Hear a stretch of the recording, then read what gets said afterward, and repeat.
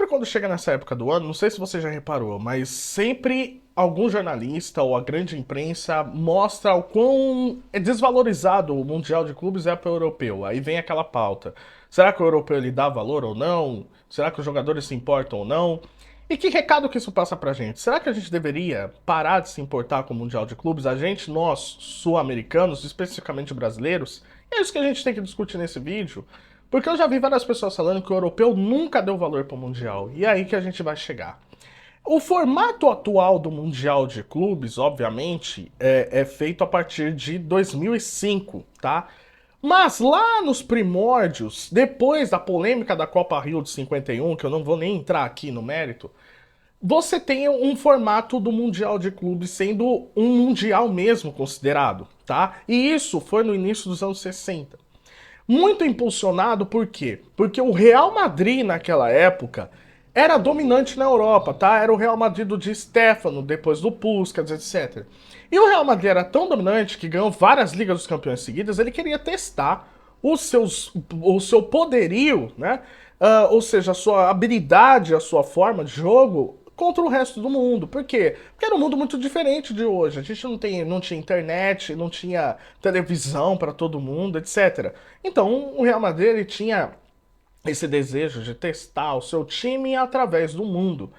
E aí surge a grande ideia, chegada em João Avelange, isso mesmo, o presidente da CBF tem participação direta nisso, em unir a Confederação Sul-Americana, que é a Conmebol, com a UEFA, e para realizar um torneio de ida e volta entre o campeão da então Taça dos Campeões da América, que depois vinha se chamar Libertadores, que é muito inspirada na Liga dos Campeões da Europa, com o campeão da Copa dos Campeões da Europa. O nome Liga dos Campeões só vem muito depois, mas era então Copa dos Campeões da Europa. Então ele consegue reunir essas duas federações e realizar esse jogo. Onde a FIFA entra nisso? Ela não entra, a FIFA não participava dessa administração.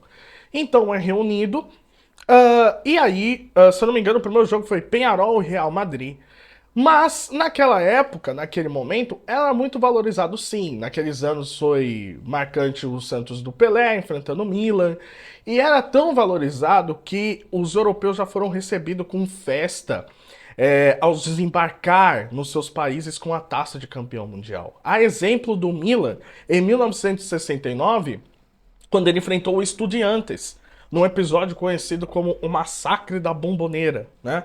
Que os jogadores do Estudiantes bateram bastante, tanto que teve um jogador que quebrou o maxilar e quebrou o nariz numa cotovelada. Foi o Guzmán, zagueiro do Milan, e foi uma batalha. E aí o Milan ele conseguiu ganhar o jogo de volta na Argentina e voltou para cá, para Milão, com muita festa da torcida e etc. Os anos foram se passando e por conta desse episódio do massacre da Bombonera entre Estudiantes e Milan, os europeus passaram a boicotar o Mundial de Clubes. Então eles falaram, olha só, isso daqui não tem segurança alguma, tá ameaçando nossa integridade física, nós não vamos participar. E aí vem alguns europeus passam a participar, só que outros não. Como, por exemplo, o Bayern de Munique deixou de participar, o Atlético de Madrid passou a participar. Aí, nesse intervalo de tempo, você teve o Bayern de Munique enfrentando o Cruzeiro, o Independiente enfrentando outros times da Europa também. Mas uma organização oficial com uma chancela foi feita a partir de 1981, com o Intercontinental da Toyota. Sim, vencido pelo Flamengo contra o Liverpool, bem famoso. Foi a partir daí que você teve um torneio patrocinado com uma organização em campo neutro, porque não tinha mais aquele formato de jogo de ida e volta, muito por conta das exigências dos europeus. E o Intercontinental, ele seguiu, tá, até o ano de 2004, praticamente. Por quê? Porque a partir dos anos 2000, você tinha ali no ano 2000 um torneio teste pela FIFA, que é o vencido pelo Corinthians, mas no mesmo ano você teve um Intercontinental formado por Boca Juniors e Real Madrid. Então você teve dois campeões do mundo no mesmo ano. Então, durante o Intercontinental, o europeu fazia questão, ainda fazia. Por quê? Porque naquele momento você ainda tinha uma restrição de estrangeiros na Europa. Então você tinha vários times formados por jogadores daquele país. tá? Não é como é hoje. E isso muda especificamente no meio dos anos 90, com a Lei Bosman, tá? E aí, através da Lei Bosman, é chancelado que, olha, os jogadores atuando em outros países, eles podem sim ser inscritos e eles são trabalhadores sim. Porque você tinha uma restrição de jogadores por time e por país para poder atuar. Então, naquela época, era muito fácil você só ver dois estrangeiros no time, como por exemplo a Roma do Falcão, ou um estrangeiro. Então você tinha pouquíssima chance de ter esse intercâmbio. A partir da Lei Bosman, os jogadores ficam livres para poderem assinar com qualquer clube e se movimentarem de país para outro. Então, a partir desse momento, economicamente, a Europa ela mostra o seu poder. E ela começa a tirar os jogadores aqui da América do Sul e comprar. Então ela começa a reunir e concentrar os seus grandes talentos. A Liga dos Campeões é remodelada. Você, nesse momento, tem o surgimento da Premier League na Inglaterra. Então você tem uma mudança de filosofia absurda, fazendo com que a Europa ela mostre seu poderio econômico. Então, se até o final dos anos 90 nós tínhamos seleções que conseguiam bater de frente, atuando, por exemplo, jogadores atuando no Brasil, você não tinha mais. Porque economicamente ficou impossível de se manter uma competitividade. E aí, como isso foi se mostrando muito ao longo do tempo, e a concentração de jogadores ali na Europa, com a criação de fato da Liga dos Campeões, mostrando que, olha, esse é o torneio de maior valorização do mundo, e o melhor torneio de clubes, o torneio mais difícil, fica claro que nós é que somos o melhor time do mundo, independente de ter um campeonato mundial ou não. Então, a partir desse momento, o campeonato foi cada vez mais sendo desvalorizado pelos europeus.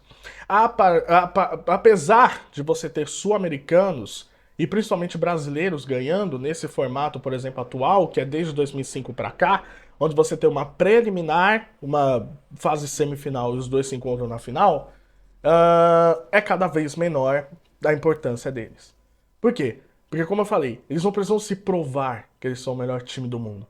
Eles acham que são, assim como, por exemplo, na NBA, você ganhar a NBA, você é o melhor time de basquete do mundo. Então, a Europa no centro de tudo. Significa que os times menosprezam? Não, não significa, porque o jogador ele entra para ganhar. Mas significa sim que não tem manchete no país, eles não consideram, a não ser que mudasse o formato do Mundial exigido por eles, como isso vai acontecer em 2025. Então, houve um tempo, como eu falei, que eles já valorizaram muito. Mas hoje em dia, realmente, a valorização é cada vez menor. E o que fica pra gente aqui da América do Sul? Que possamos entender de fato que daqui pra frente, olha, o Mundial, se conquistar, conquistou. Ok. Se não conquistar, tá tudo bem. E valorizem mais o que é nosso, tá? Porque a diferença econômica é absurda. O Fluminense, na final, vai enfrentar um time de 6 bilhões de orçamento. É muito diferente, tá? Um orçamento muito diferente, fora que quase todos do Manchester City fazem parte de seleções.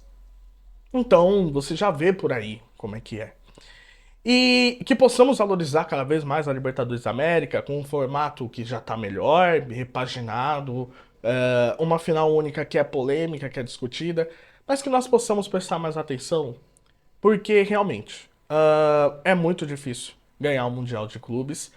E os europeus eles valorizam cada vez menos porque eles sabem que eles são os melhores do mundo. Se você chegou até o final do vídeo, eu gostaria de pedir para você se inscrever no canal, que é muito importante a sua inscrição pra gente, beleza? Tamo junto e até a próxima, valeu!